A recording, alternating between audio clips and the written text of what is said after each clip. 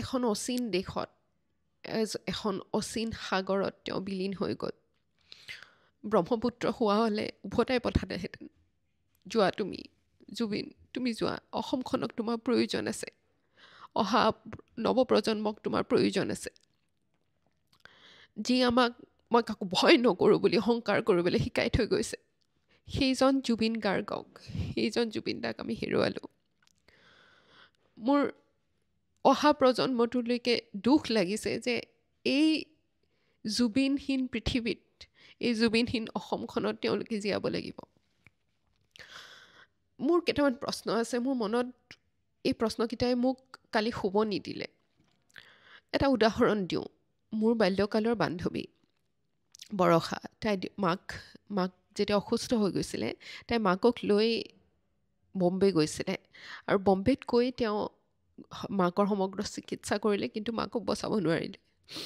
আৰু তেওঁ যেতিয়া ঘূৰি আহিছিলে তেতিয়া মোক ধৰি তেওঁ কান্দিছিলে যে পুনম, মই দেউতাক কি বুলি ক'ম?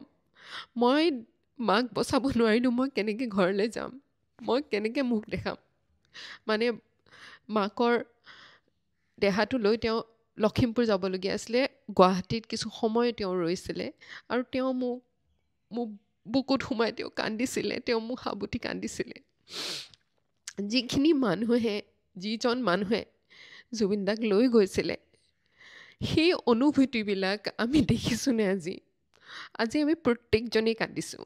কিন্তু তেওঁ এটা টেলিফোনিক মই বাৰ্তালাপ শুনিলোঁ, য'ত তেওঁ এইটো ক'ব পাৰিছে যে মই এটা বিজনেছ মিটিঙত আছিলোঁ।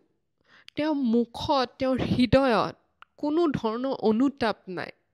সেই অনুতাপটো দেখা হ'লেও চাগে আজিৰ দিনত মোৰ প্ৰশ্ন নহ'লহেঁতেন, মোৰ প্ৰশ্ন নুঠিল হয়। কিন্তু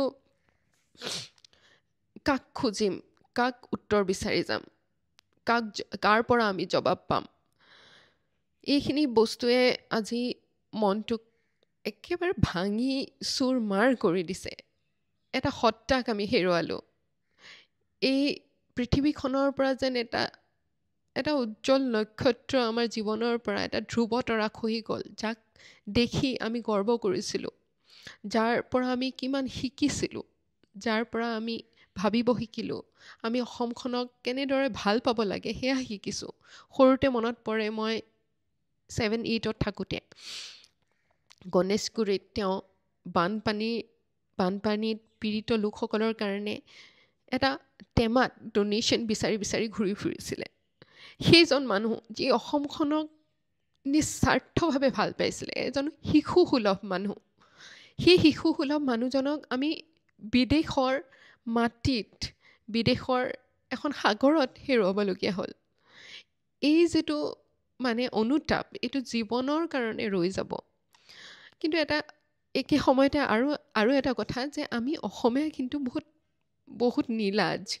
কাইলৈ একেই এনেধৰণৰ অনুষ্ঠান হ'ব, এনেধৰণৰ ফেষ্টিভেল হ'ব, য'ত আমাৰে অসমীয়া আমিবোৰে গৈ পেলাই তাতে নাচিম, তাতে সেই উৎসৱৰ এটা ভাগ হ'ম। সঁচাই নীলাজ নহয়নে আমি?